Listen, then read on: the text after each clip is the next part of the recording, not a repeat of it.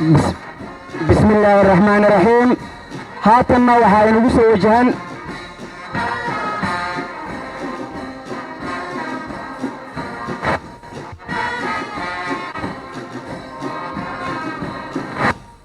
بسم الله الرحمن الرحيم. سلام الله عليكم ورحمة الله تعالى وبركاته. iminkana waxaa soo galaya madaxweynaha jamhuuriyadda federaalka Soomaaliya mudane Maxamed Cabdullaahi Maxamed Farmaajo. marti sharafta qiimaha badan waxaa idinka codsanayaa inaad nala soo dhaweysaan madaxweynaha jamhuuriyadda federaalka Soomaaliya.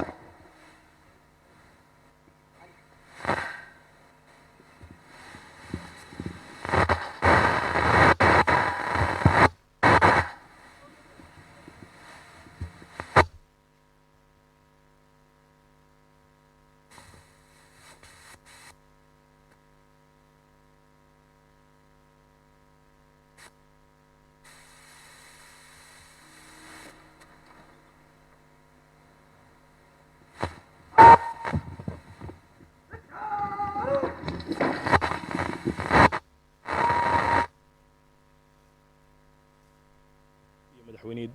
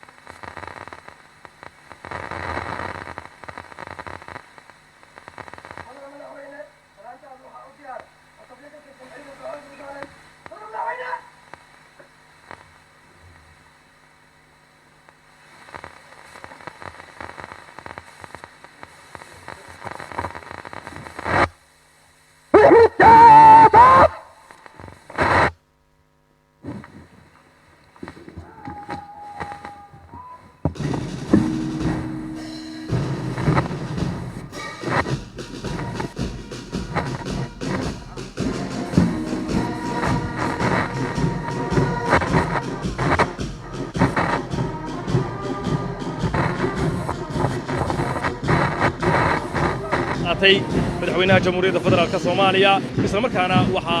ay ciidamadu u dhaqaaqeen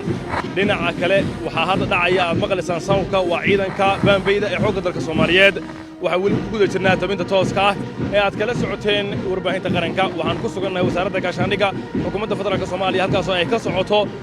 munaasabad lagu weyneynayo sanad guuradii 62 ee ka soo wareegatay aasaaskii ciidanka xoogga dalka Soomaaliyeed. daawadayaal waxaa xigi doona gaadaka ciyaar ay soo bandhigi doonaan cutubyo ka tirsan ciidanka xoogga dalka Soomaaliyeed. mas'uuliyiin kala duwan ayaa goobta ku sugan.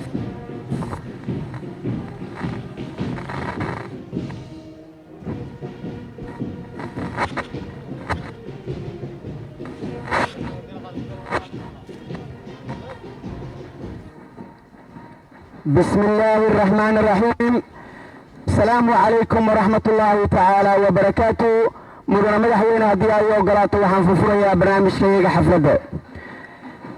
waxaana ku soo dhawaataan xafladda sanad guuradii 62 ee ka soo wareegatay aas-aaskii ciidanka xoogga dalka Soomaaliyeed. maanta oo ah 12 abriil waxay ku aasaysan tahay maalintii la aasaasay ciidanka xoogga dalka Soomaaliyeed kuwa oo ilaaliya qatar waliba ay soo wajahda geyga Soomaaliya. qodobada barnaamijkayaga ama xafladayada ay ku saabsanaan doonto waxaa ka mid noqonaya aayadaha qur-aanka kariimka ee qowlkii eebe gaarta kayaar oo ay soo bandhigi doonaan cutubyada kala duwan ee ciidanka xoogga dalka Soomaaliyeed sidoo kale waxaa khudbad inoo jeedin doona maxamed cabdullaahi farmaajo waxaa kaloo ku sugan taliyaha ciidanka xoogga dalka Soomaaliyeed cafwan daawadayaal waxaa kaloo ku sugan gudoomiyaha baarlamaanka iyo waliba gudoomiyaha gobolka Banaadir iyo mas'uuliyiin kale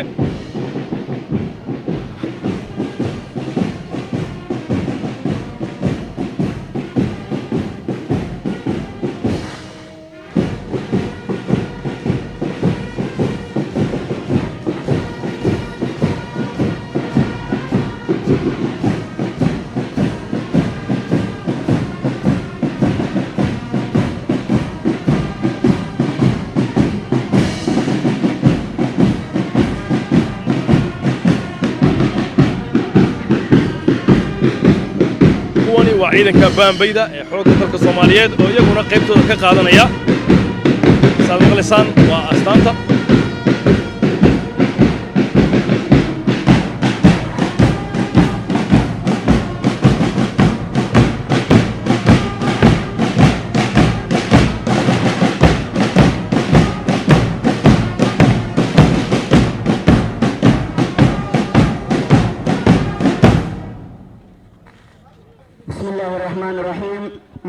mudane madaxweynaha jamhuuriyadda federaalka Soomaaliya gudoomiyaha baarlamaanka federaalka jamhuuriyadda Soomaaliya golaha wasiirada xildhibaanada baarlamaanka federaalka Soomaaliya iyo dhammaan marti sharafta kale ee qiimaha badan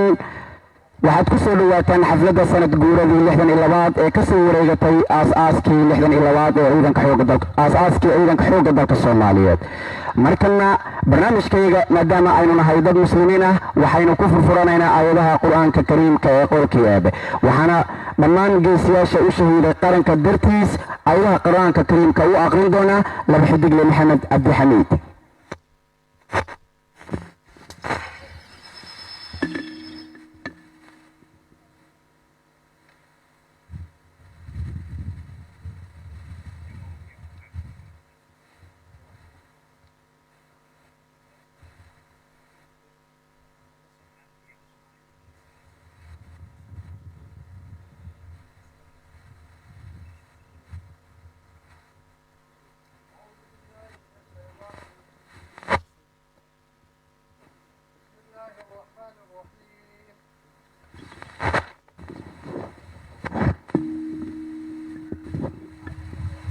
بسم الله الرحمن الرحيم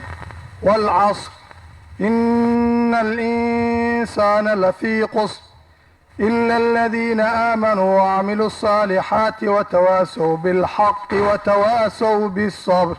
صدق الله العظيم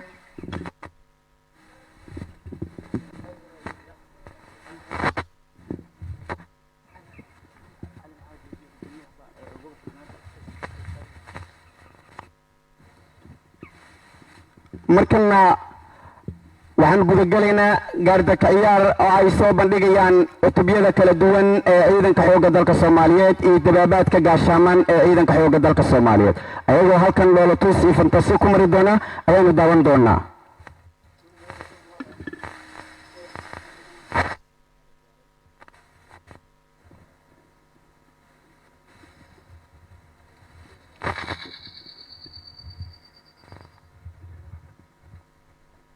hubka noocyadiisa kala duwan iyadana dowladda federaalka Soomaaliya maanta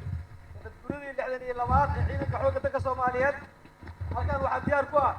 cutubyo ka tirsan ciidanka xoogga dalka Soomaaliyeed iyo gawaaridooda gaashaaman mudane madaxweyne waxaa kaa codsanaa inay ii ogolaato oo aan soo dhaqaajiyo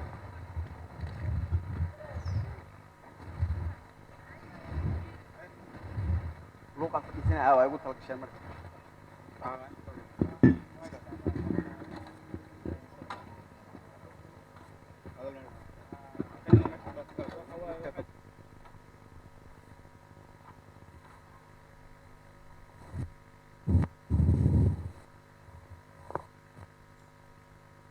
soo bandhigayaan xoogga dalka Soomaaliyeed maanta waa munaasabada 62 ee ka soo wareegtay markii la aasaasay ciidanka xoogga dalka Soomaaliyeed waxaa naga daawanaysaan telefishinka qaranka Soomaaliyeed ee SNTV iyadana sidoo kale naga dhageysanaysaan radio Muqdisho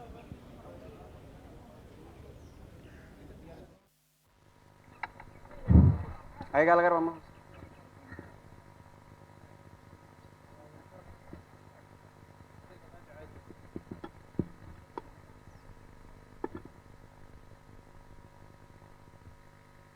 baarlamaanka maxamed mursal iyo sidoo kaleeto duqa magaalada muqdisho wasiir ku-xigeenka wasaaradda gaashaandhigga iyo marti sharaf kale oo aad u ballaaran iyaduna ay ka qayb galayaan munaasabadan weyn ee lagu xusayo maalinta ciidamada qalabka sida ee 12 abriil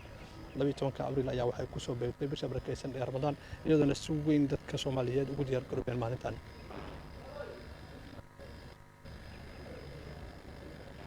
dhammaan Soomaaliyeed waxa halkan looga duceeyay ciidamada xoogga Soomaaliyeed ee u shahiiday difaaca dalka iyo mas'uuliyiin kala duwan oo kamid ah madaxda Soomaaliyeed gordhow ayadana sidoo kale waxay madaxdu la hadli doonaan bulshada iyaduna u soo bandhigi doonaan ciidamada xoogga dalka Soomaaliyeed iyo waxqabadkooda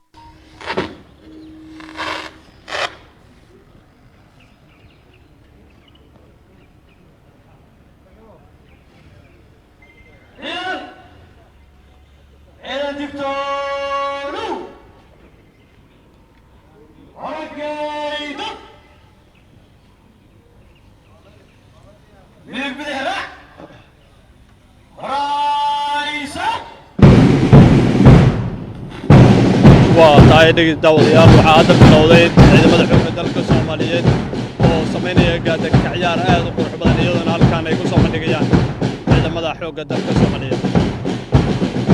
ciidamada cirka ee xoogga dalka Soomaaliya oo loo carbiyay inay la dagaalamaan cadawga dhanka cirka ayaa ugu horeeyay ciidamada xoogga dalka Soomaaliyeed ee halkaan ku soo bandhigaya baahida xiga ciyaarta ciidamada soo bandhigaya gaadka ciyaarka waxa ugu horeeya ciidamada cirka iyadoo uu gudbiyo taliyada dabagalnooda sidoo kale waxa ciidamada kamid ah ku xiga ciidamada badda oo ah ciidanka dharka cad oo iyaguna soo bandhigaya gaadka ciyaar aad u badan waxa daawadeysaan telefishinka qaranka Soomaaliyeed daawadayaal saa arkaysaan hadda waxaa soconaya gaadka ciyaarka ay soo bandhigeen ciidamada xoogga dalka Soomaaliyeed maadaama ay maanta ku aadsan tahay sanad guuradii ciidamadu waa ay soconayaan waa ay gaardinayaan waxaana ay soo bandhigeen dhalotus waxa hor kacaya saraakiil ka tirsan xoogga dalka Soomaaliyeed ciidanka ugu horeeya waa ciidamada cirka waa ciidamada badda ee xoogga dalka Soomaaliyeed sida gaadka ciyaarka ay u soo bandhigayaan ayaan idinku soo tabin doonaa sida tooska halkaad kala socotaan waa telefishinka qaranka Soomaaliyeed ama warbaahinta qaranka guud ahaan si toos ah uga socotaan waxaan ku suganahay wasaaradda gaashaandhigga xukuumadda federaalka oo hadda live ama tooskan idinka daawas waa maalin ku weyn maalmaha ciidanka waa kuwa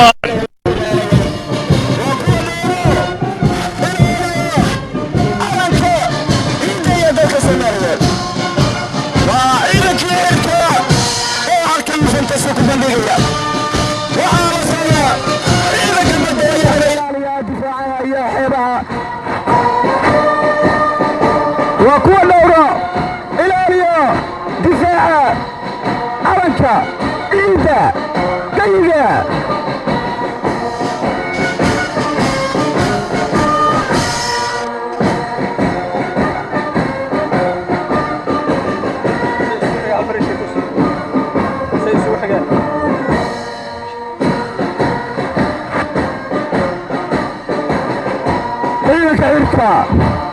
إيدا كإركا ciidanka irka xoogga dalka Soomaaliyeed ciidanka irka xoogga dalka Soomaaliyeed ciidankii badda ayaa daba raacaya waa kuwa difaaca xeebaha xuduudaha badda inooga furan qatar welibana waa ay ka hortagaan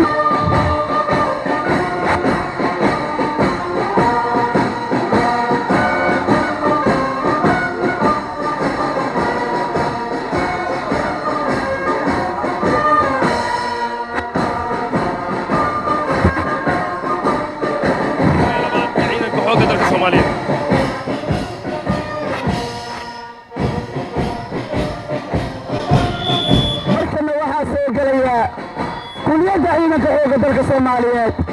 saraakiishoodii tababarka ku jiray iyo saraakiil xigeenadii waa kuwan halkan fatase ku soo bandhigaya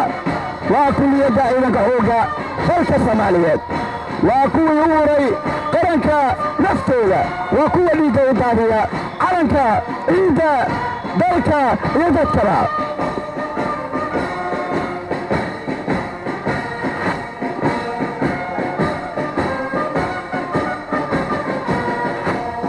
waa kulliyadaha ciidanka xoogga dalka soomaaliyeed cutubyadoodii kala duwanaa ee saraakiisha loo soo saaraya iyo saraakiil xigeennada waa diyaar astaantoodu waa diyaar waa difaaca calanka ciidda dalka iyo dadkaba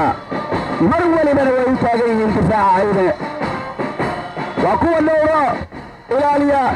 xuduud weliba ee ku furan geyiga soomaaliya waa kuwa hoggaamin doona ciidanka xoogga dalka soomaaliyeed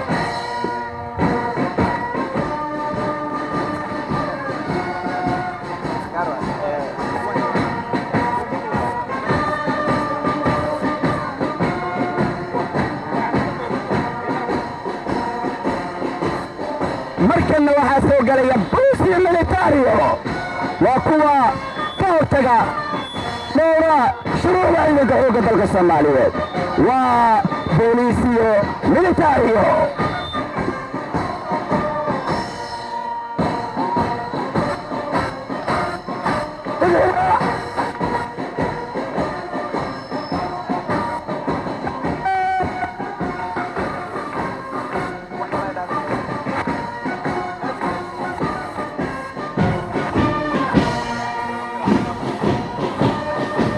markanna waxaa soo galaya ciidankii dhulka kuwa lugta ku dagaalama buuraha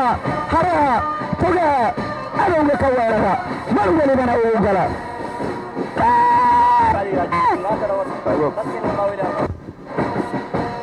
waa kuwa u dhaartay qarankani waa ciidankii dhulka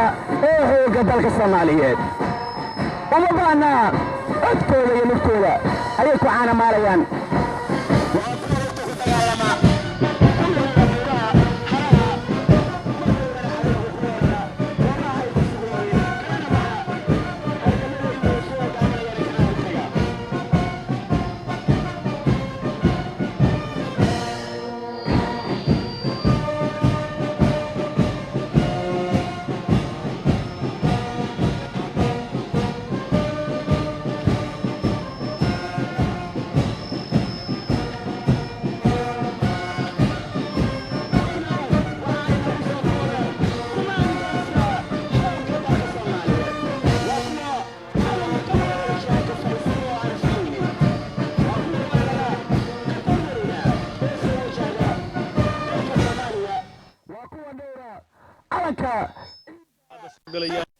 iyo dadkaba uma baahna in loo tamo durbaan lugtooda ayaa durbaan u ah waa commandos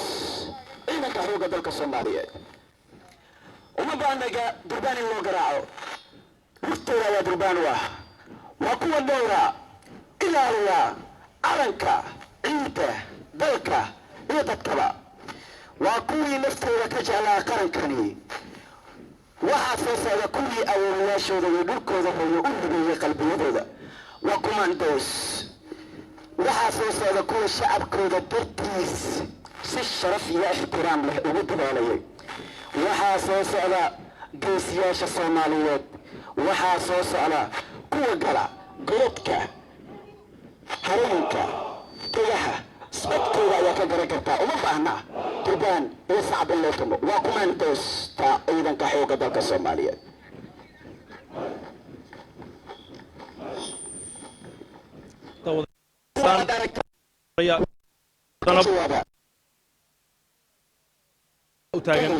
ciidda calanka iyo dadka soomaaliyeedba ciidamadan ayaa ka qayb qaadanaya kusan guuradii 62 ee ka soo wareegatay markii la aasaasay ciidanka xoogga dalka soomaaliyeed waa kuwa soo galaya waana sababta ah in ay hurayaan naftooda waa commandos codkooda ayaaba ka garan kartaan waa ciidan muuqaal wanaagsan oo mustaqbal wanaagsan leh waa niman adag oo ku kalsoon nafsadahooda waa kuwa u diida cadowga riyaad iyo hardiga inuu ku haydo waa kuwa dhowra ilaaliya calanka buluugga ah oo mar waliba babanaya.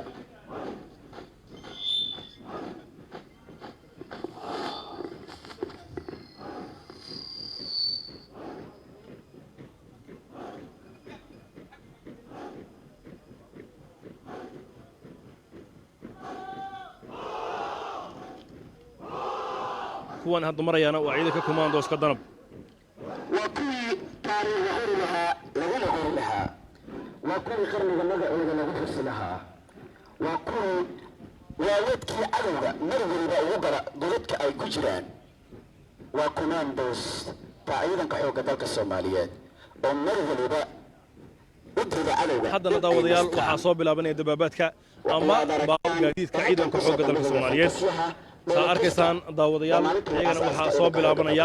halkaasi ku dhammaaday gaadiidka ciyaarka ciidanka, balse hadda waxaa soo maraya gaadiidka. waa dabaabaadkii gaashaamna oo cadowga mar waliba ku jira. saa arkaysaan daawadayaal waxaa soo galay gaadiidkii.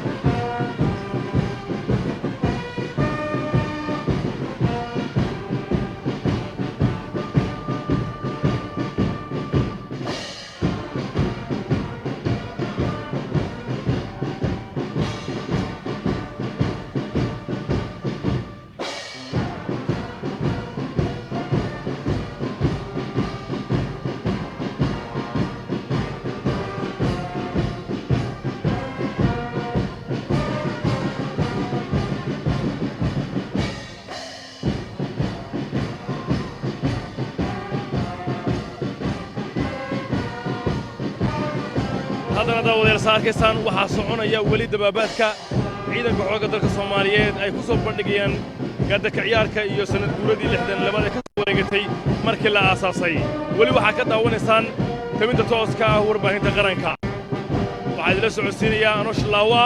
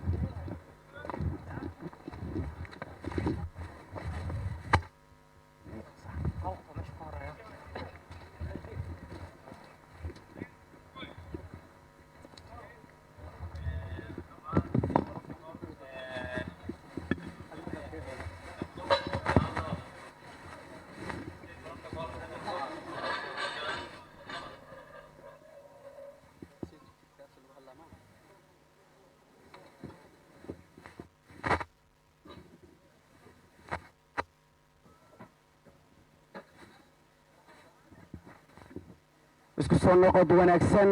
markana waxaan meediyaha ka codsanaynaa si brotokool leh ay hore u yimaadaan, brotokoolkana dhowraan.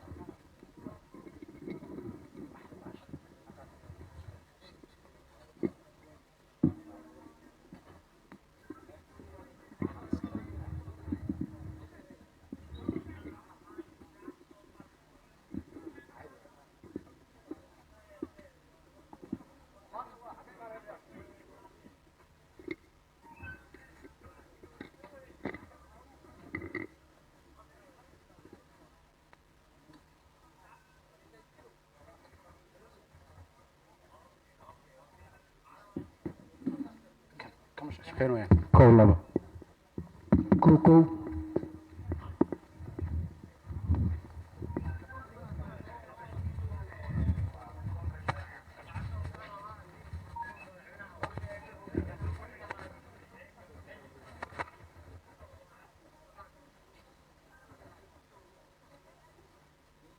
laba.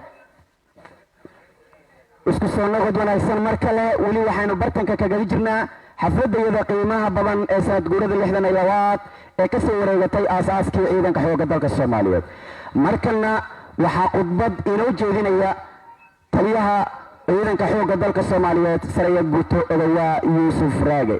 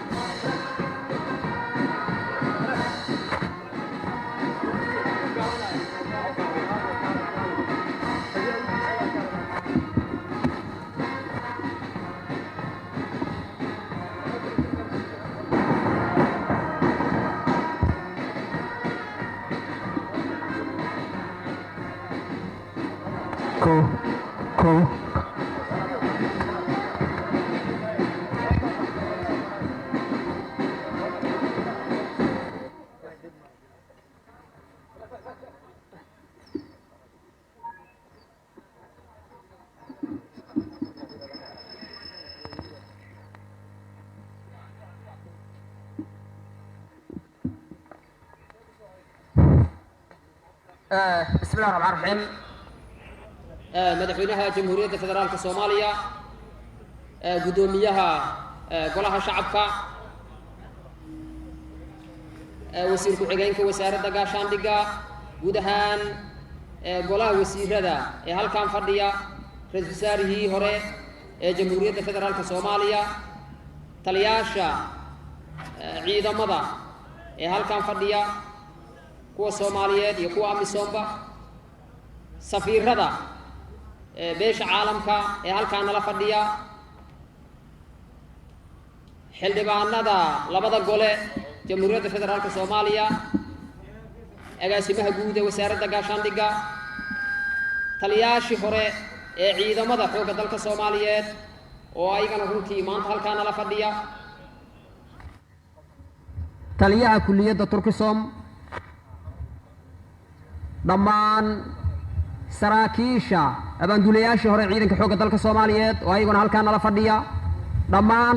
sarreeyayaasha saraakiisha saraakiil xigeenka alifleyda iyo dableyda ee meediyaha oo runtii ayagana halkaa nala fadhiya guud ahaan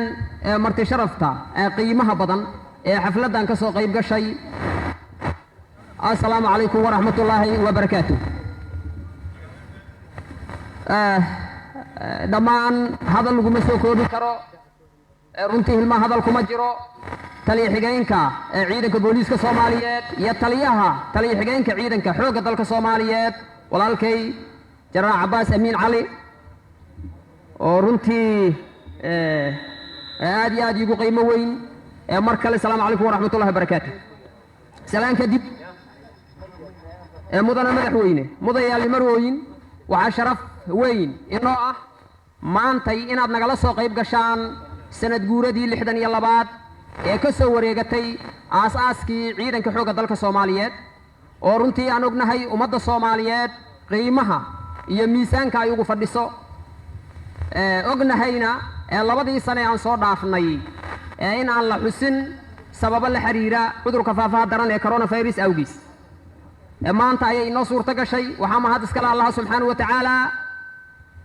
oo ay tahay 12 abriil 2022 in ay noo suurto gasho inaan isugu nimaado sanad guurada 62 ee ka soo wareegata aasaaskii ciidanka xoogga dalka soomaaliyeed aad iyo aad ayaan runtii idinkaga mahad celinaynaa waqtigiina qiimaha badan iyo ka soo qaybgalkiina oo runtii aan dhihi karno waxay noo tahay dhiirigelin waxay noo tahay muxuu ahaa ii sheege in aan horu dhaqaajino howlihii adkaaya aan ku jirnay mudana madaxweyne markaa intaa uga gudbo haddii aan ku laabto dhismaha ciidanka xoogga dalka soomaaliyeed runtii wuxuu soo mara marxalada kala duwan maalinba meel ayuu joogay maantay runtii meel ayuu sii gaaray waxaana rajaynaa insha allahu tacaala iyadana inaan ka sii wadi doonno sarena usii qaadi doonno waxaan xoogga saarnay si ciidanka xoogga dalka soomaaliyeed ay u noqdaan kuwa xirfadlayaala fahmi kara waajibka iyo mas-uuliyadda hor yaalla gudana kara si habsami leh u guda kara dhammaan howlaha ay ugu xil saaran yihiin qarankooda ee tababarka nuucyadiisa kala duwan ee lagu tayaynaayo heerarka kala duwan ee ciidanka xoogga dalka soomaaliyeed sidaasoo kale ayadana waxaan xoogga saarnay qaadashada aqoon-yahano ka soo qalin jabiya jaamacadaha dalka oo isugu jira muxuu ahaa ii sheegay heer jaamacadeed iyo heer dugsi sare oo aan u kala dirnay kuliyadaha kala duwan ee waddamada aan saaxiibadan nahay kuwaas oo runtii kuwo badan oo ka mid ah oo waddankooda dib ugu soo laabtay waxbarashada oo dhan si guula ku soo dhammaystay ay wax weyn ka beddeleen howlaha ciidanka xoogga dalka soomaaliyeed kuwo badan oo kale oo weli ku maqanna aan aaminsannahay inay si guula ku soo dhammaysan doonaan kana sii dhaqaaji doonaan meesha ay maanta joogaan ciidanka xoogga dalka soomaaliyeed sidaasoo kale mudan madaxweyne waxaan ayadana runtii muddooyinka ugu dambeeyey xoogga saarnay xirfadaynta iyo sara uqaadidda aqoonta saraakiisha saraakiil xigeenka alifleyda iyo dableyda ciidanka xoogga dalka soomaaliyeed oo heerarka kala duwan loo tababaraya waxaan sidaasoo kale ayadana madaxweyne runtii aan xoogga saarnay muddooyinkii ugu dambeeyey waxaan ognahay marka laga hadlayo ciidamada muhiim waxa ugu weyn waa taakulaynta sidaas awgeed waxaan runtii xoogga saarnay arrimaha taakulaynta ciidanka xoogga dalka soomaaliyeed hadday noqon laheed saadka hadday noqon laheed sancada hadday noqon laheed gaadiidka hadday noqon laheed caafimaadka dhammaan meelahaas iyo meelaha kale ayaan runtii xoogga saarnay waxaad la socotaan runtii asigana in muddaaba ciidanka xoogga dalka soomaaliyeed oo ku socda reform isugu jira nuucyo kala duwan hadday noqon laheeday dadkiisa iyo hadday noqon laheeday hantidiisa intaba oo ayagana runtii aan dhihi karno waxaa laga gaara guulo aad waaweyn oo runtii aan halkan lagu soo koobi karin waxaad og tihiin dhammaan xubin kasta ee ciidanka xoogga dalka soomaaliyeed ka mid a waxay martay personal reform oo dhammaystiran asigoo u daadegay ilaa heer maamul taasna runtii waxaan aaminsanahay in ay aheedo hawl aad iyo aad weyn ay aheedo waddo dheer oo runtii safarkeeda uu dhib badnay laakiin ku soo dhammaatay si farxad iyo guula welina socota oo qaybaha ka dhiman insha allahu tacaala aan dhammaystiri doono haddii ilaahay yidhahdo waxaad ogtihiin ciidanka xoogga dalka soomaaliyeed maantay si systematic ah ayuu ku qaataa dhammaan xuquuqaadkiisa waxaan uga mahad celinayaa dhammaan howlahaas ayaga ah in allaalay inta nagala qayb qaadatay oo xafiisyada kala duwan ah gaar ahaan waxaan uga mahad celinayaa runtii oo ayagana garab weyn ugu siiyey muxuu ahaa ii sheegay madaxweynaha jamhuuriyadda federaalka soomaaliya iyo guud ahaan madaxda kala duwan ee qaranka waxaa halkaan iiga muuqda wasiirka maaliyadda runtii oo la'aantii aanay noo qabsoomi lahayn hawsha ayada ah oo aan leeyahay aad iyo aad aad u mahadsan tahay iyo dhammaan shaqaalihii runtii arrintaas ka shaqaynayay oo aan aaminsannahay inay qayb weyn ka yihiin ee guulaha laga gaaro arrimaha reformka mudane madaxweyne sidaasoo kale intaa kaliya kuma eko waxaan ognahay inaan la dagaalamayno urura argagixiso oo caalami ah oo aan ognahay inay yihiin dhiig miirato ee daadinaya ee dhiigga ummadda soomaaliyeed maalin walbana ku howlan dhagarta iyo khiyaanada ay ku samaynayaan ummaddeenna iyo qarankeenna sidaas awgeed maadaaman ay been ku sheegayaan arrimaha diinta islaamka mar walbana ay adeegsanayaan waxaan xoogga saarna arrimaha wacyigelinta oo aan ugu talagalnay dhammaan ciidanka xoogga dalka soomaaliyeed iyo bulshooyinka intooda kaleba inta aan gaarsii karno ayadana runtii meelo fiican ayaan ka soo gaarnay oo ayagana runtii aan dhihi karo dhammaan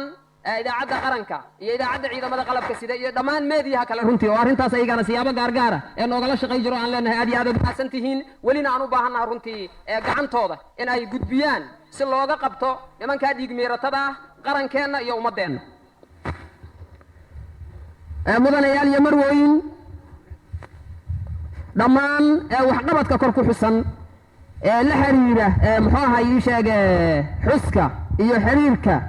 guulaha uu gaaray ciidanka xoogga dalka soomaaliyeed sidaasoo kale ayadana waxaa barbar socday oo aad og tihiinba la dagaalanka ururada argagixisada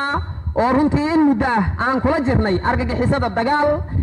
laguna qaaday howlgallo aad u xoogganaa oo meelo badan looga xureeyey meelo badan oo xarumo badan ay kula hayeenna lagu burburiyey aan rajaynaynana insha allahu tacaala inaan xoojinno siina dardargelinno si aanu dabargoyno oon uga saarno ummaddeenna si hooyooyinka soomaaliyeed carruurta soomaaliyeed aabbayaasha soomaaliyeed iyo guud ahaan ummaddeennuba ay ugu noolaadaan sharaf barwaaqo iyo nabad waxaan rabaa runtii ayagana inaan halkan ka xuso saaxiibada beesha caalamka oo runtii aan dhihi karno xaqiiqatanka ayagana waxay ka geysteen muxuu ahaa ii sheegay dibudhiska hay-adaha amniga gaar ahaan ciidanka xoogga dalka soomaaliyeed gacan aad iyo aad muhiim u ah oo runtii aan dareemi karno kaalinta ay ku lahaayeen howlihii aan soo marnay laakiin taana aysan ahayn oo aanay ka turjumayn dhammaystirka waxyaabihii u baahnay ciidanka xoogga dalka soomaaliyeed waxaan ognahay waddanka turkiga saaxiibadeenna halkaan maanta nala fadhiya oo runtii ciidanka xoogga dalka soomaaliyeed qaybo kala duwan oo aad iyo aad muhiim u ah saraakiil leh saraakiil xigayn leh alifley iyo dabley leh siyaabo kala duwan tababarro uu soo siiyey haddana qalabeeyey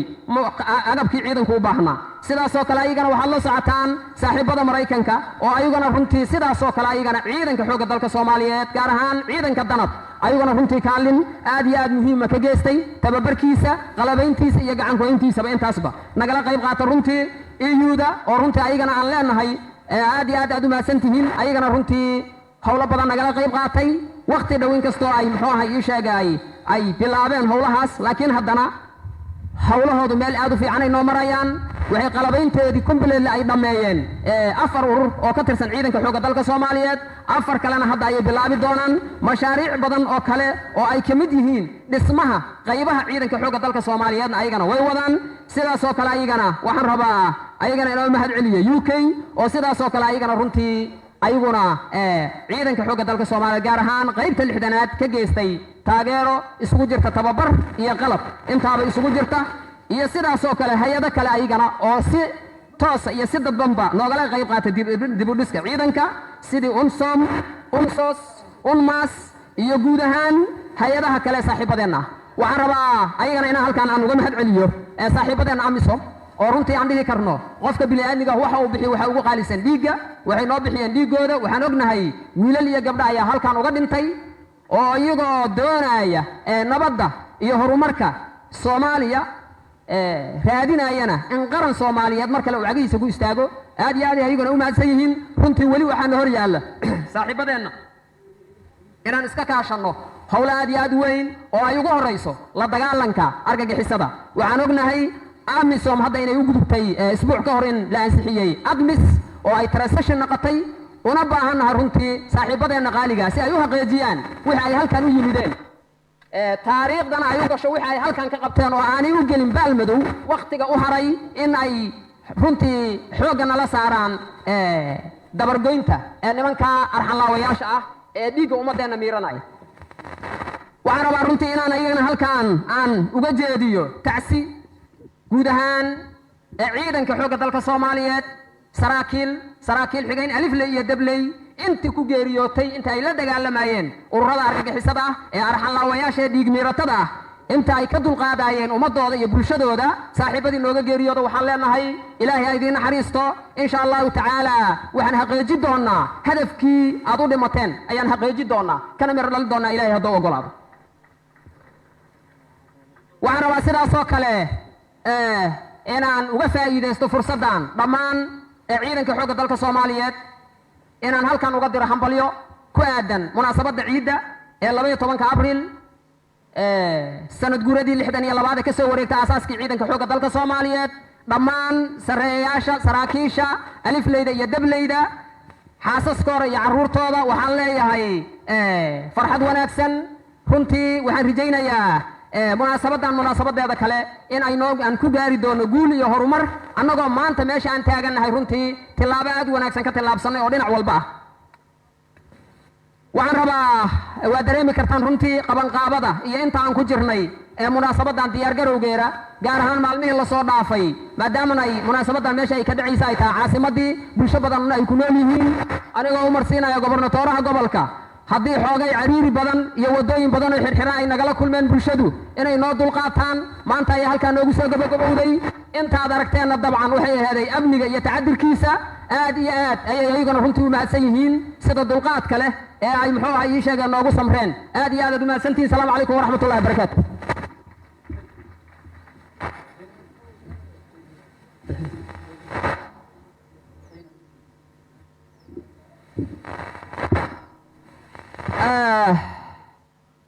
waxaan rabaa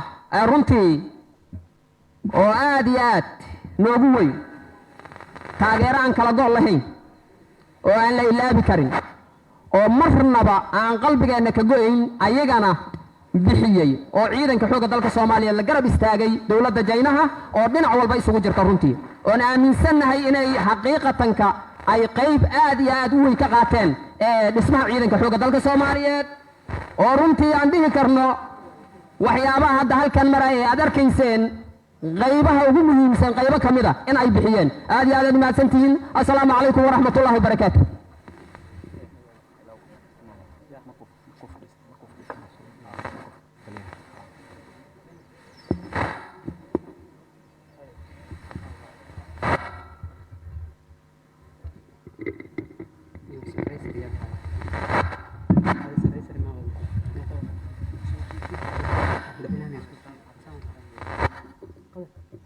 markana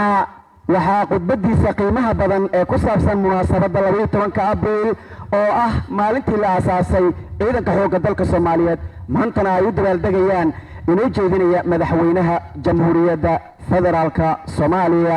mudane moxamed cabdulaahi moxamed farmaajo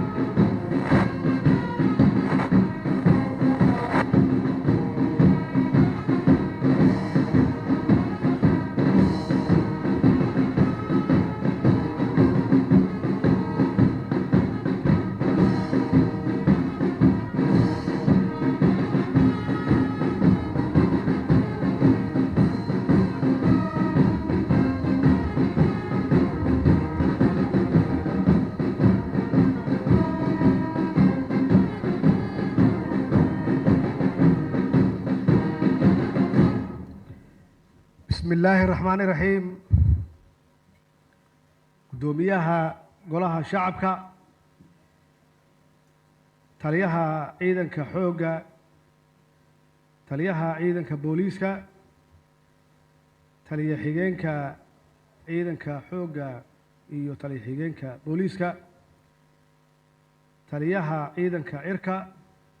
تليها عيدن كدولك إيو تليها عيدن كبضة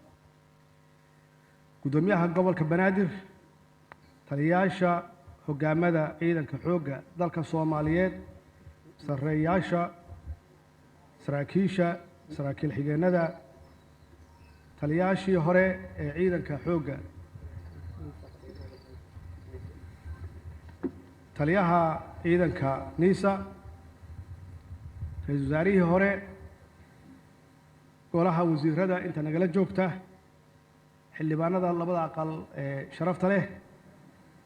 diblomaasiyiinta wakiilada dowladaha aan saaxiibada nahay shacabweynaha nagala soo qayb galay munaasabadan qiimaha badan bahda saxaafadda kooxda horseed ee Bambeyda waxaan idinku salaamay salaanta islaamka assalaamu calaykum waraxmatullaahi wabarakaatuh allah mahad iska leh oo maanta noo suurtageliyey qabsoomidda munaasabadan aan u dabaaldegayno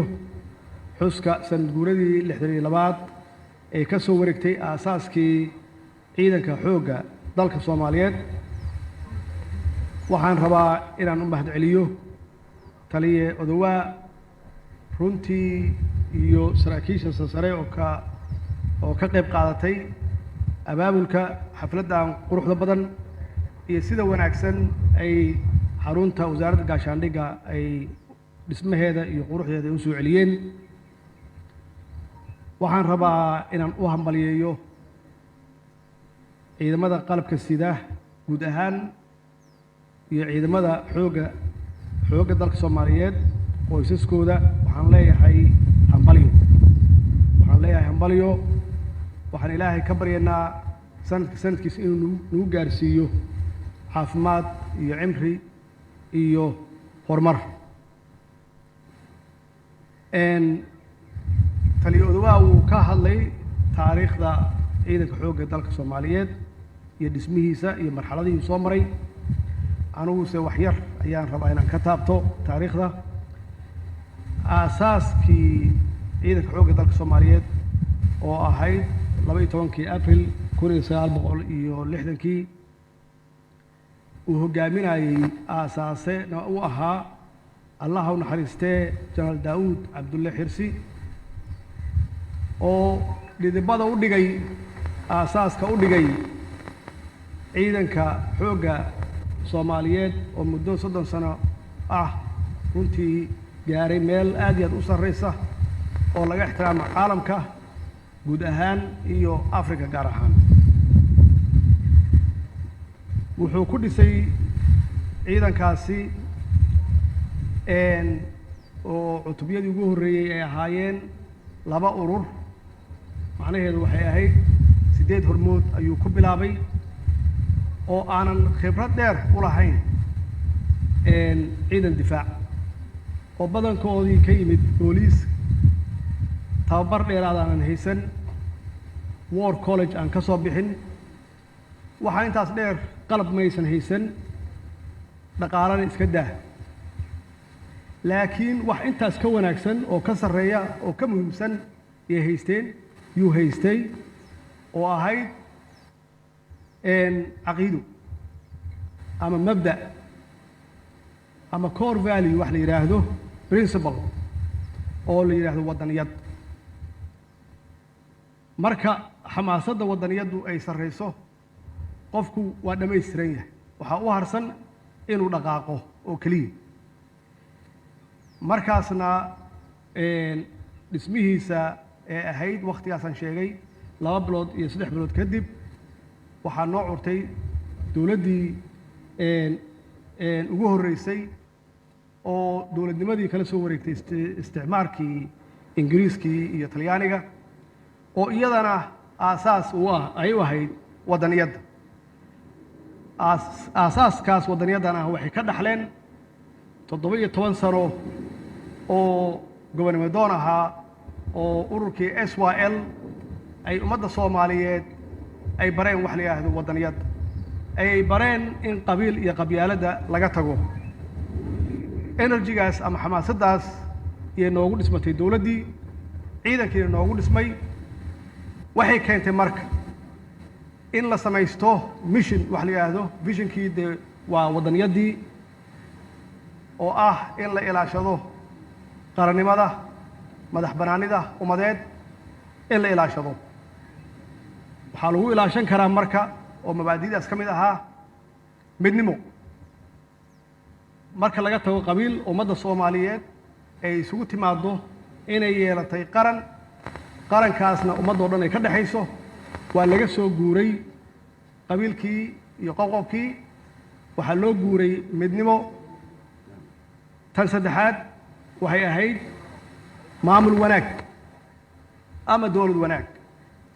oo siinaysa shacabka Soomaaliyeed kalsooni bacdama amaanadoodii iyo hantidoodii loo ilaalinayo oo cadaalad loogu ilaalinayo aan ummadda loogu kala aaxanaynin wax alla wixii yar ee la isu gaarsiinayo in wax lagu qabto sida hadda aad arkaysaan General Odowa iyo ciidamadiisa ay dib u soo nooleeyeen ama u dhiseen xaruntii wasaaradda gaashaandhigga aasaaskaas yahayd wixii lagu dhisay ciidanka xoogga dalka Soomaaliyeed hadday tahay ciidan dhul hadday tahay ciidan bad iyo hadday tahay ciidanka cirka sidaad ogtihiin saddexdaas qaybood waxay ka galeen kaalin aad iyo aad u sarreysa caalamka iyo Afrikaba oo ay ahaayeen ciidan xoog leh oo ka tilmaaman oo la xurmeeyo oo qayb ka noqday xornimadoonkii Afrika ee lagu xoreeyay ee gumaysiga looga xoreeyay taas macnaheedu waxay tahay in haddii mabaadi' aysan jirin waxa ugu horeeya qofka uu baahan yahay haddii ummad in la hogaamiyo loo baahan yahay inay tahay mabaadi' dawlad markaan ka hadlayna qaranna waxa weeye waa waddaniyadda weeye taas weeye tan shacabka qabkooda iyo dareenkooda kor u qaadi kara siin kara xushmad iyo karaamo siin kara markii maamulkooda ama hogaankooda uu leeyahay hadaf waddaniyad ama patriotism uu leeyahay qaranka in la ilaaliyo siyaasadda haddii lagu ilaalinayo iyo haddii la difaacayo midnimada ummadda in la adkeenayo ama midnimada ciidanka la adkeenayo oon ciidanka loo kala saaraynin heeb iyo maamul wanaag dawlad wanaag oo lala dagaalamayo musuqmaasuqa oo cadaaladda la hormarinayo taas waxay u dhashay marka in ciidankii tirada yaraa uu markii dambe gaaray intaysan dawladda buuxin 120,000 oo marxalado badan iyo dagaalo badan soo maray markii ciidanka daryeelkoodii iyo xuquuqdoodii loo dhammaystiro oo mushaharaadkoodii iyo daryeelkooda caafimaad meel loo saaro markii tababarkay u baahan yihiin kor loo qaado tayadooda markii ay loo hibeeyo la siiyo qalabkoodii ay u baahnaayeen oo nooc walba ah sidaad ogtihiin ciidamada cirka ee Soomaaliyeed waxay ka galeen kaalin aad iyo aad u sarreysa ilaa waxay gaareen inay gaaraan 3,000 staafka u shaqeeya hadday yihiin pilots wadayaal diyaaradaha hadday yihiin makaaniga hadday yihiin kuwa raadaarka ka shaqeeya iyo hadday yihiin kuwa maamulka iyo logisticska waddan Afrikaan ah oo ciidankiisa 3,000 gaaraya cirka waa farakutiris ciidanka dhulka waxaa u dhammaystirnaa iyaguna qalabkoodii oo hadday noqoto dabaabadihii madaafiicdii goobta iyo qalab kasta oo ay u baahnaayeen si ay u difaacaan xuduudaha dalka uu leeyahay hadday tahay bad hadday tahay cir iyo hadday tahay dhulba dhismahaas ciidanka oo runtii ummadda Soomaaliyeed siiyay magac wanaagsan adduunka ku siiyay iyo sharaf aasaaskiisa wuxuu ahaa allah u naxariistee janaal daa'uud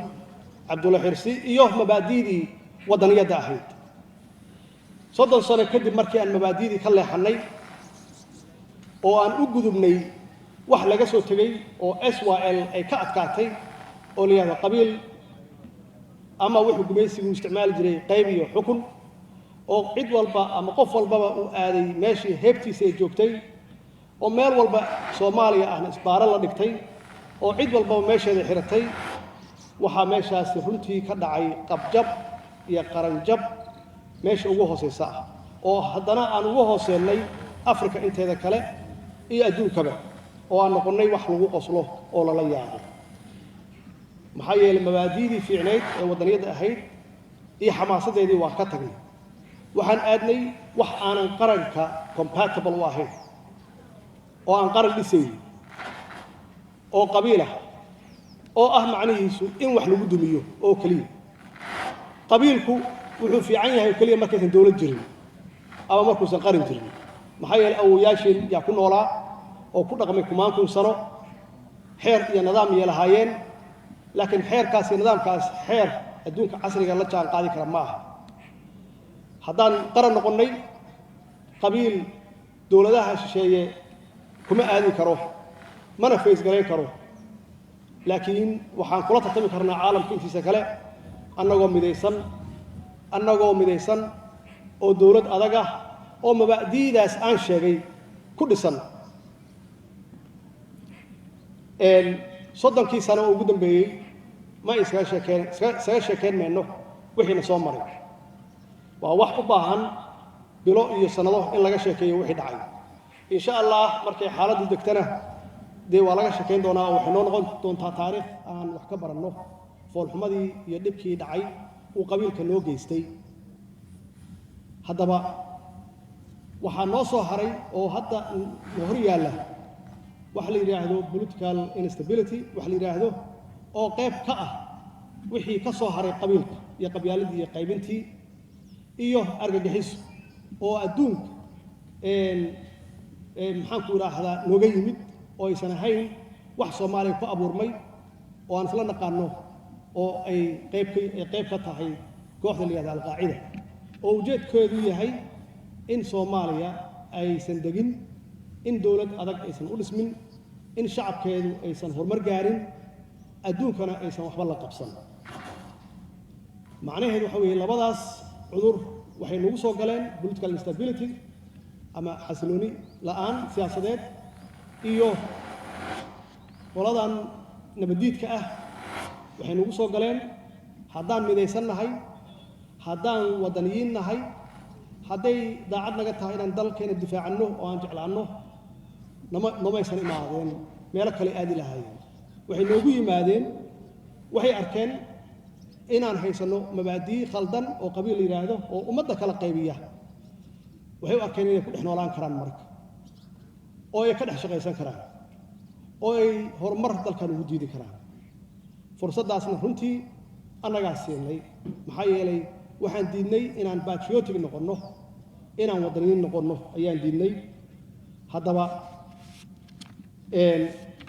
markii lay doortay waxaan ku imid nidaam la yidhaahdo isbeddel doon ayaan ku imid nidaamka isbeddel doonka ah ma ahayn inaan shakhsi beddelo ama qof beddelo isbeddel doonku wuxuu ahaa inaan dib aan u milicsanno wixii aabbayaasheen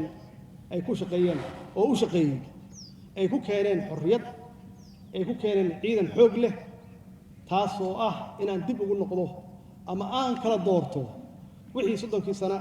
na dhibaateeyey oo qabiil ahaa oo siyaasaddeena qayb ka ah iyo inaan qaato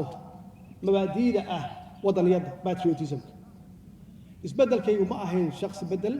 laakiin wuxuu ahaa nidaam beddel nidaamkaas oo ah inaan bilaawno waddaniyadda oo si dhab ah oo si daacada ay naga tahay oo aan dib ugu noqonno mabaadi'daas ama xamaasaddaas waddaniyadeed ee dadkii naga horreeyey ay noo aasaaseen oo foundation ay nooga dhigeen oo ah inaan sovereignty-geena ilaashanno inaan sovereigntigeena ilaashanno oo aan ku ilaashanno si siyaasadeed iyo si ciidanba labadaba haddii nalagu soo duulo haddii si siyaasadeed naloo weerarana aan si siyaasadeed aan ugu wajahno waa kow sidaad og tihiin marxaladahan soo marnay 5 sano haddii ugu dambaysay waxaan ka bilaabay waxyaabihii ugu darnaa oo na haystay waxay ahaayeen fargelin shisheeye bacdamaa aan kala qaybsanayn oo dadkeennu ay qabiil u qaybsanaayeen oo qaarkeen ay yidhaahdeen waa go'onnay intii kalena ay kala irdhoobeen dee dowladaha danaha kale guracan soomaaliya ma joojinayaan markaas inay ka faa'iidaystaan xaaladdaas oo ah inay ku fargeliyaan xaaladdaas adigu aad liidato inay ku fargeliyaan in aan kulli wada maro aan weydiisto inaan noqonno deris wanaag inaan lahaanno saaxiibba noqonno faragelinta ay naga joojiyaan oo aynan mar dambe u dulqaadan doonin innaba ha yaratee wax yaroo faragelina saad og tihiin waxaan ka bilaabay kenya waxaan ku xijiyey etoobiya jabuuti inta deriska nala ah oo kulligoodba xaqiiqatan deris aan nahay loona baahan yahay inaan wada noolaanno oo deris wanaag ku wada noolaanno iyo iskaashi iyo wax wada qabsi wixii hore u jiray iyo caadadii aan naqaanayna laga tanaasulo oo la is ixtiraamo oo si siman loo wada shaqaysto lisuna caawiyo waxaad og tihiin in soomaalidu markay u socdaan kenya meel wajeer la yihahdo in lagu hayn jiray 6 saacadood safarka muqdisho ilaa kenyana ay u socon jireen 7 saacadood markay ugu yar tahay kabaha laga siibay wajeer haddana kabaha looga siibo dadka meesha la yidhaahdo nairobi arrintaas complain yaan ka jeediyey bacdamaa iyaga muwaadiniintooda ama diyaaradahooduba ay toos u yimaadaan saas darteedna in la joojiyo socdaalkaas qaldan oo la midka ah qofka halka ka tega oo yurub aadoo kale waxaa ku xigay soo celinta hawada soomaaliyeed oo laga kontroolayo oo laga maamulayay magaalada nairobi muddo 26 sano ah oo sanadba sanad ay u dhiibaayeen bacdamaa problemkana haysto ay tahay political instability ayna uga faa'iidaysan jireen waxaan ku khasabnay inay dalka keenaan oo annagaas kale annaga aan maamulanno xaqiiqatanna maanta waxaan haysanaa qalab ka fiican dowladaha deriska ay haystaan waxaa intaas dheer dowladaha deriska ah markay xuduudahooda ay damcaan inay kala dhistaan oo ay silig ama derbi ku wareejiyaan waxaa la saaraa guddi border commission la yidhaahdo dowladda kenya waxay bilowday inay samayso xuduud shub ah ama dhagax ah annagoo oonan wada tashan oonan ka heshiinin arrintaasna waxa weeye wax sovereigntigeena taabanaya weeye maxaa yeelay ma naqaano xariiqda la dhigaayo soohdinta la dhigaayo ma naqaano oo laga dhisaayo waxaa intaas ku xigtay waad og tihiin oo muddo dheer qaadatay iyadana qayb ka ah sovereigntiga soomaaliyeed oo u baahan in siyaasad lagu xaliyo u baahnayd in siyaasad lagu xaliyo waxay ahayd murankii badda annagu aan gelinay oo aan la galnay kenya oo ay kenya aamintay inaan baddii siinay aan u sii deynay oo aan u sii deynay kenya oo ay meel walba ku qortay memorandum of understanding loo saxiixay taasoo runtii culays badan aniga khaasatan igu ahayd oo pressure aanan sahal ahayn ahaa oo hadday tahay mid siyaasadeed oo dee lagu handadaayo oo lagu sheegaayo inaad tabar yar tahay oo leverage badan lagaa leeyahay oo lagu dhibaatayn karo si aan dib uga noqdo badda mid dhaqaale iyada naftigeeda iyo mid siyaasadeed basaan sheegay oo ah xitaa in meelo la soo marsiiyey in election xitaa lagala shaqaynayo si aan u soo noqdo in return aan ku bedelayo baddaas inaan dib u soo celiyo handadaad waa idin sheegay oo xitaa la gaarsiiyey in toos faragelin qaawan ee Kenya lagu samayso hadday tahay cirka iyo hadday tahay dhulkaba oo aan meel kasta ka dacweynay ilaa markii dambe ay nagu abaabushay jabhad ilaa 800 gaaraysa xuduudka u dhaxeeya Soomaaliya iyo Kenya iyadana aan si wanaagsan aan ku soo afjarnay guulaha ka gaarto ciidanka xoogga Soomaaliyeed intaasoo idin waxay ahayd wax siyaasad u baahnayd oo lagu ilaalinayo qarannimada iyo madax bannaanida ummadda Soomaaliyeed waxaa kaloo intaas dheer haddii dowlado aad saaxiibo wada tihiin ay murmaan ama ay dagaalaan bacdama aan jilicsannahay bacdama aan muddo kala qaybsanayn bacdama leverage badan uu jiro oo nalaga soo geli karo oo aan jilicsannahay inaan nala ogolayn inaan qaadano dhexdhexaad taasi waa diidnay waana qayb ka mid ah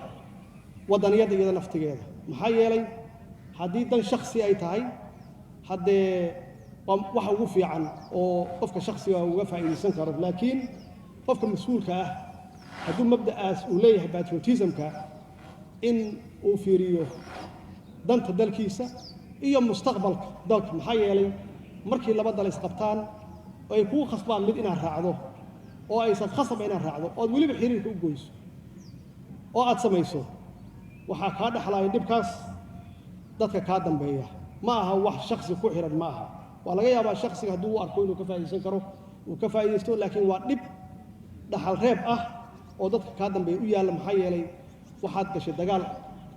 uusan dadkaaga lahayn yaad gashay waxaa idiin soo haray taasi waxay tan siyaasadda tan difaac intii oo kale aan sameeyey wax cusub ma aha wax cusub oo aan alifnay oo aan invention ku samaynay ma aha intii hore oo dadkii hore sameeyeen un baan buugta ka jajafay oo aan dib u soo nooleyn oo ahayd in ciidanka madaxa laga dhiso maskaxda laga dhiso waxaa looga dhisayaa markaas madaxa ama maskaxda looga dhisayaa waddaniyadda in lagu abuuro maxaa yeelay waa in ciidankaani uu yaqaano waxa uu dhimanayo inuu yaqaano wuu yaqaanaa waa dhaqankiisa qabiil inuu dhinto waa yaqaanaa laakiin in la baro askariga waxa uu dhimanayo inay tahay waddaniyad iyo waddankiisa wax ka weyn waxa uu yaqaano inay tahay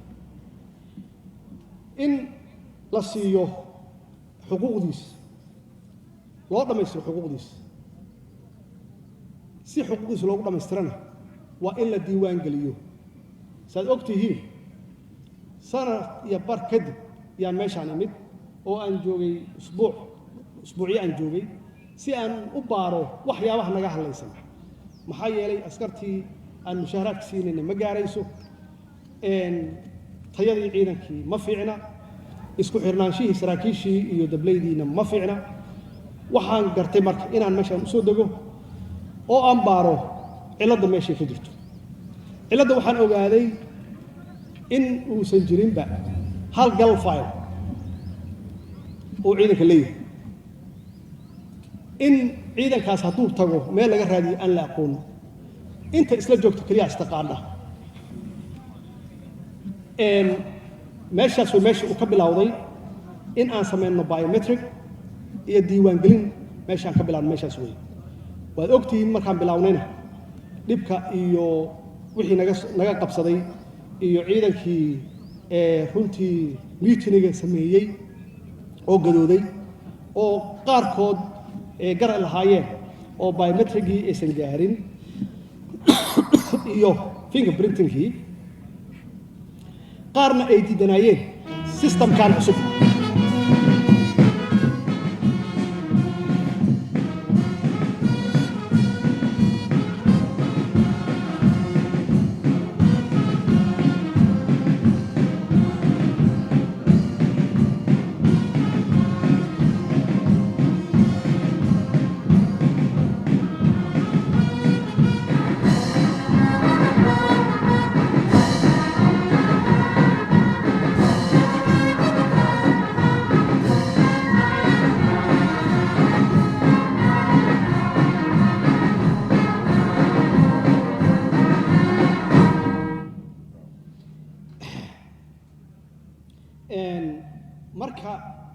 ciidanka xuquuqdiisa la siiyo oo kan la siinayo la yaqaano diiwaan ku jiro waxa weeye ciidanka midnimadiisii yaa ku xigta marka tababarka la siinayo ciidanku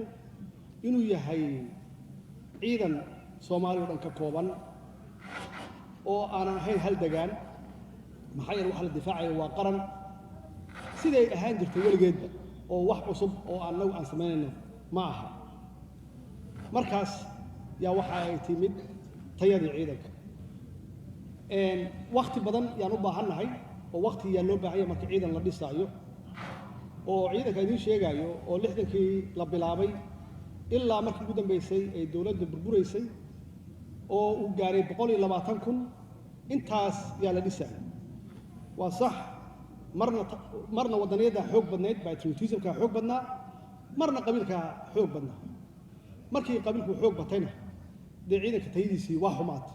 oo ciidanku wuxuu aaday qabiil marka tababar inaan siino ciidanka leh tayo leh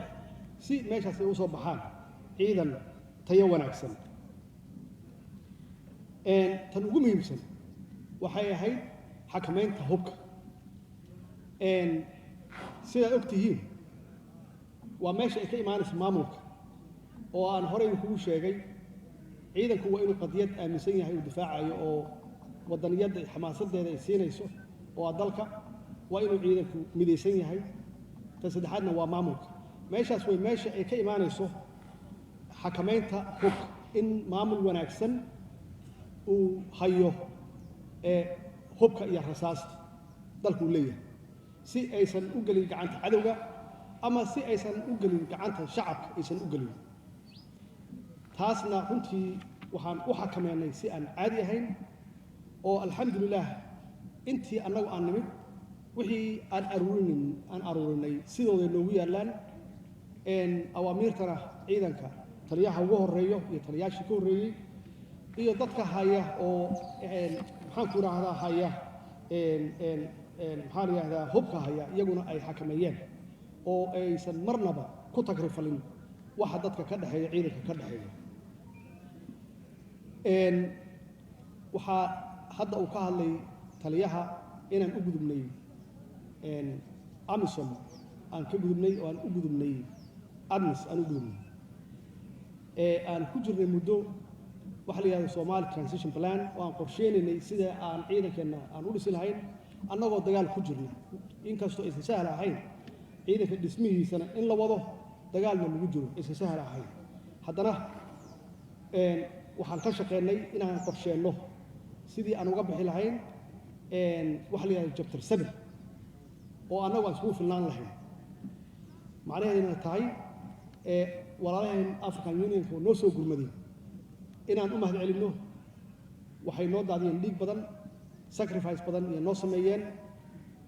waa u dhaawacmeen inay difaacaan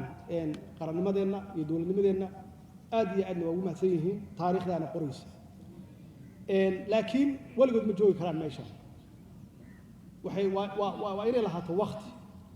waqtigaas weeye waxa marka aan hadda ka shaqeynay oo aan dib u cusboonaysiinay mandatekoodii oo ah annaga 2024 hadduu ilaah yidhaahdo dowladda Soomaaliyeed ay iyadu hanato amnigeeda ciidankeedana iyadu ay u gacan banayso taasna waxayna siinaysaa iyada naftigeeda cunaqabateenka aan ku jirno oo muddo 30 sano ah nalagu hayo cunaqabateen xaqiiqatan marar badan ayaan UN-ka aan aad uga doodnay aan uga hadalnay in laga qaado cunaqabateenta maxaa yeelay haddee cadowga aan la dagaalamayno oo alqaacidada ah cunaqabateen ma saarno dalkeena wuxuu leeyahay 3,300 oo dherarkiisu yahay xeeb ayuu leeyahay meeshii rabaan wax kala soo degi karaa annagase waxaana saaran gacmaha naga xiran oo ma awoodno xitaa haddii aan dhaqaale helno in aan soo iibsanno hubkaan u baahannahay si aan cadowga uga gacan sarreyno waxaana saaran cunaqabateen oo hubabka qaar oo weliba kuwa culus oo loo baahan yahay inaan uga adkaano fuudeyn karta ama dadejin karta inaan ka adkaano shabaabka ay uu naga saaray cunaqabateen meeshaas markaan joogno dalkeenu wuxuu noqonayaa dal normal ah marka dad badan waxaa laga yaabaa hadda inay u arkaan dalkeennu inuu yahay dal normal ah. dal normal ah maaha. dal normal ah waxaad gaaraysaa markii adigu gacan buuxda aad sovereignty-gaaga ku difaacan karto oo ciidankaaga aad leedahay oo aad xuquuqdiisa adigu aad siinayso oo qalabkiisa adigu aad u iibinayso oo shacabkaaguna uu ku taageersan yahay.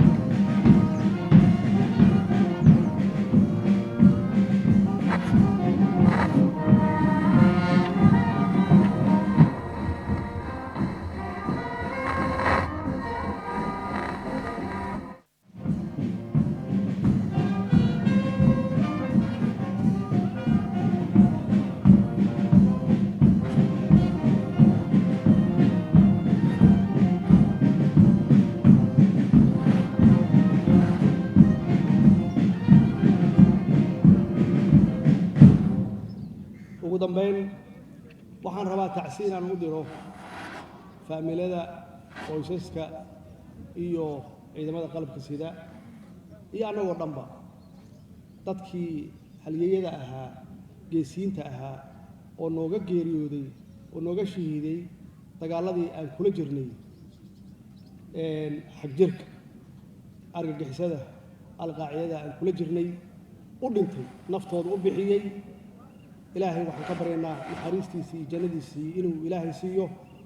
ma iloobi doonno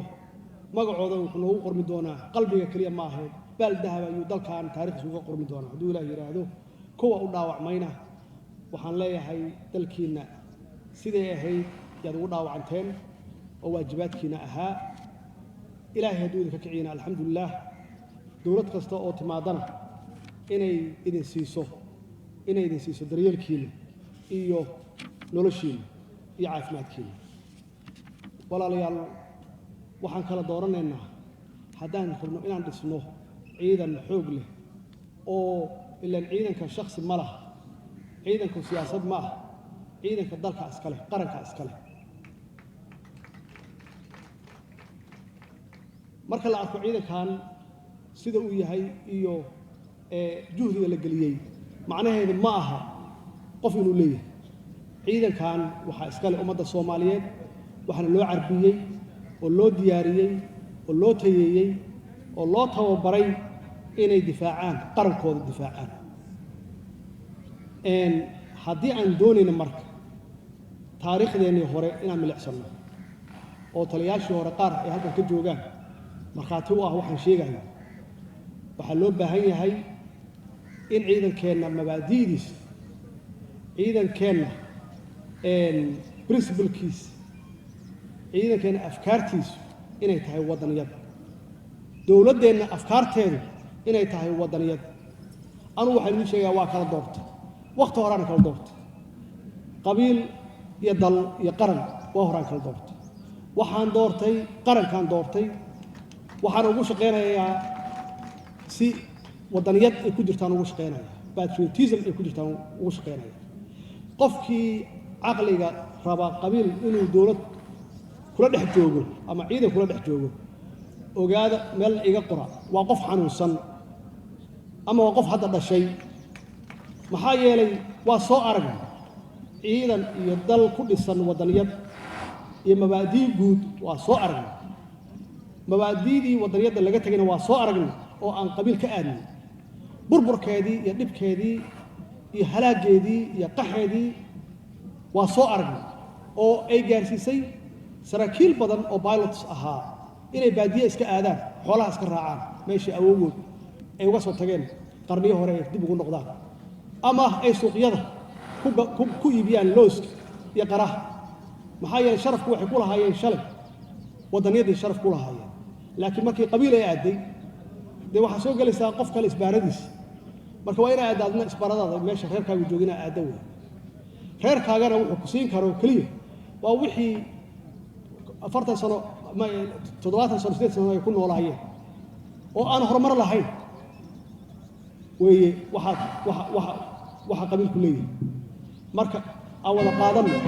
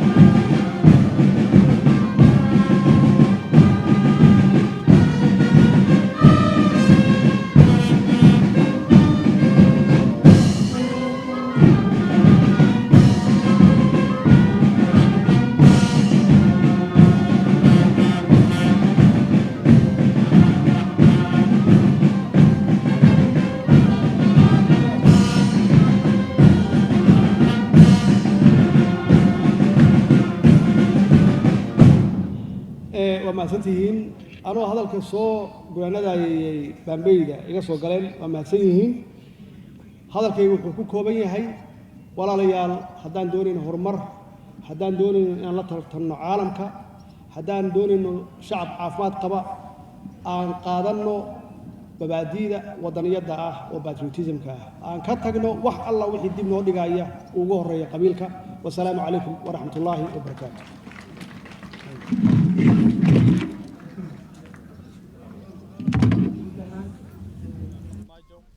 oo ka hadlayay munaasabadda 12 abriil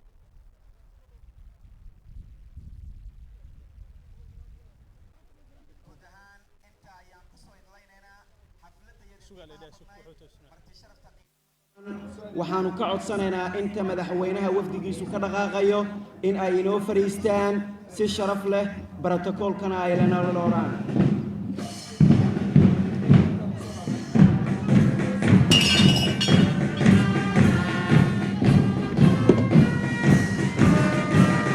munaasabadda 12 abriil ciidanka xoogga dalka Soomaaliya